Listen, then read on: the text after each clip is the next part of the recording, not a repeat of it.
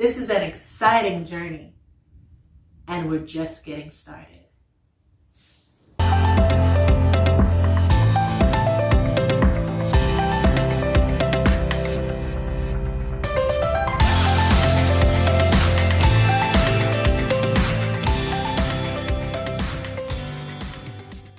In my mind, I heard, yes, you are right. I come here nightly to watch this debauchery and make my living selling them my barbecue lamb.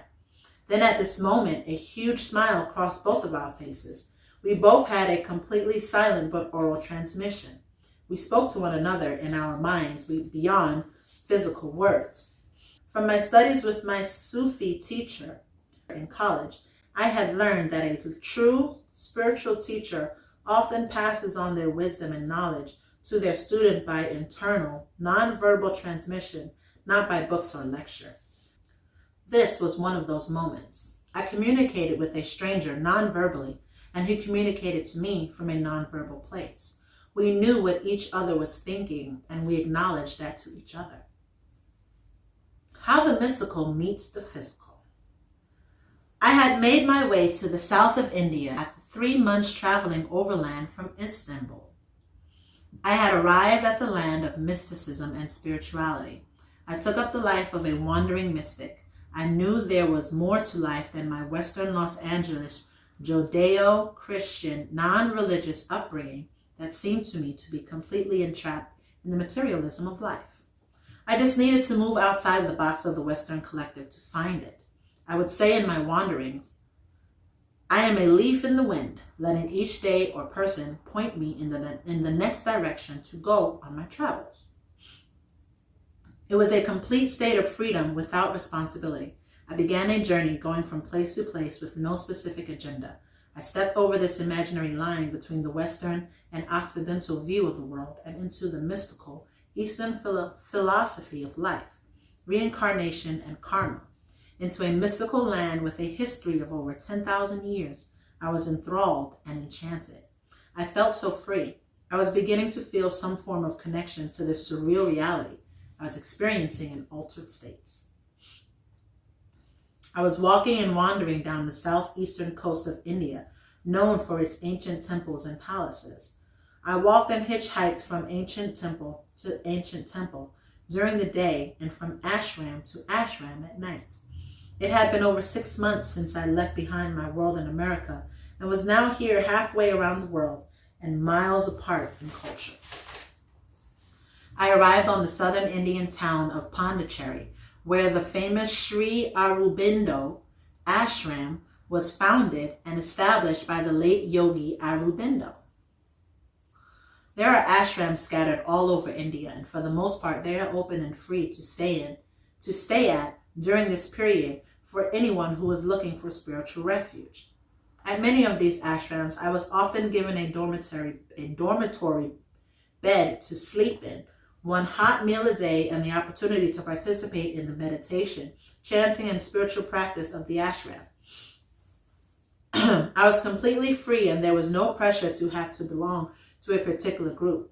Life in India is amazing this way, completely tolerant of the many religions and cultures that have come and merged on its continent over its very long history. Each person is given complete freedom to feel and choose his or her path of devotion. The first night there, I had another profound dream, an altered state of consciousness. In this particular dream, an old Indian man with a white beard appeared in my dream, dressed in rags and a white bandana-like turban. I had no idea who he was. All I could feel was this person had a profound and powerful presence. He approached me in the dream, and with one of his hands, he touched the crown of my head. I felt this loud, roaring, rushing sound and energy in my whole body, crescendo into the most ecstatic state of love I have ever felt. It filled me with lights and color. I call it the divine state of love. It was bliss beyond words. I awoke the next morning still feeling this afterglow of sheer ecstasy. It was truly a very profound, lucid dream lying in the afterglow. Deciding I needed to take a walk and stroll down the street to let the waves of this afterglow settle and process in my mind and heart, I entered the city and began to walk. As I walked down some small side street, this voice out of nowhere spoke inside my head as clear as day. The voice I had come to recognize spoke so clearly and loudly to me. Stop, look to the right, and go into that shop. As I looked to my right, I saw a small Indian-style sacred jewelry shop. They often contain the many small statues of deities from Hindu and Buddhist traditions. They would have pictures and small enamel medallions of saints and popular deities. Having learned to listen to this inner voice, I turned and walked into the shop. I looked down into the jewelry case, and to my amazement, there was a medallion of that bearded Indian I dreamt of the night before. I was stunned. I asked the shopkeeper, "Who is this man or saint?" All he could say was, "He was no ordinary man. This is Shirdi Sai Baba." This is Shirdi Sai Baba. I hope that's correct. A Sufi saint who lived at the turn of the 19th into the 20th century. The story is no one knew who this holy man was or where he had come from. He just turned up one day in the town and began to perform miracles for the locals. Here it was, I dreamt of this guy who lived almost 100 years ago. A saint in India I'd never heard of who came to me in a dream, and through his presence, I'd experienced this profound sense of ecstatic, divine love. Wow, this was another one of those mystical, non-physical experiences that felt more real than physical. A paradox to me. My life was beginning to blend between the physical and ethereal realms, resolving into a single state of being. I was just beginning to find answers to what began in my dream state 3 years earlier in my late teens. The story did not end here. To further deepen this experience of who he was, as I continued my travels in southern India, numerous, and I mean numerous, wandering holy monks and yogis in India would talk straight up to me, look me in the eyes and say, "You must go to see Sai Baba." Though Sai Baba was no longer alive, there was another reincarnation of him called Satya Sai Baba, living in southern India. I continued on my wandering, lived in this remote ashram for another 6 months after this first experience, but eventually went to see what people were saying about this living reincarnation of Sai Baba and if it was true. When I encountered him, I saw with my own eyes he was no ordinary man. I saw energy around him in lights that I had only seen in these altered states, except now I was seeing it in my wakened, normal, physical state. It is moments like this when the two worlds start to melt into the one. At this point, I will end this chapter of the story, though I continue to have many other monumental moments and experiences in dream and meditation and mediation states. I continue to have these nirvana bliss experiences, always starting from a lucid dream and not necessarily seeing the form of Sai Baba. I would transcend into heightened moments of bliss or states of deep knowledge of our reality as human beings. So what does all this have to do with gemstones, minerals, and my art? Mystics have said for hundreds of years the physical is the illusion and the ethereal realms of reality are actually the more real. The physical world is a condensing of higher states of energy seen as light and sound to us. I had certainly experienced this through the many out-of-body experiences. From these deeper mystical experiences and understanding of the mineral kingdom, my passion for gem art has been the perfect vehicle to express my deeper drive for perfection. It has remained as fresh and inspiring as the first day my brother handed me that quartz crystal back so many years ago. It is where I found a powerful medium to express the mysteries of the universe, coupled with my emotional and intellectual knowledge and wisdom. I had found the perfect medium to express this indescribable state of love and wisdom, the sort I experienced over and over again in the Indian ashram. In every gem carving and gem that I cut, I've interwoven consciously and subconsciously into that piece this deeper knowledge and wisdom. Gemstones are the perfect realization and archetype on our planet, where out of the sheer chaos of fluid fiery magma, the atoms seek a state of balance and harmony with other atoms. When atoms form this powerful bond with another atom, either itself or with a different element that can bond in a relationship, they line up in magnificent 3D symmetry and perfect repeating geometrical pattern.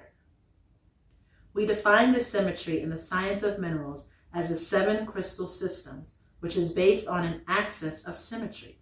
Almost every mineral in nature forms within one of these 7 distinctive axes of symmetry. I will go into more later in the book, but as it pertains to these strange, powerful experiences I was having, I want to cover some of the more powerful principles I first learned in these out-of-body experiences that were later confirmed in my science studies. Another powerful principle in our universe is all life is driven to seek absolute balance and harmony. In science, it is called 0 degree Kelvin, also known as total suspended animation. Of course, this is an unobtainable ideal state in physical form, but atoms have an innate drive to find this perfect state of balance and form molecules as the basic building block of the physical universe. But like all life, physical life never reaches perfection, but only a state of excellence, thus ever evolving in our known, expanding universe.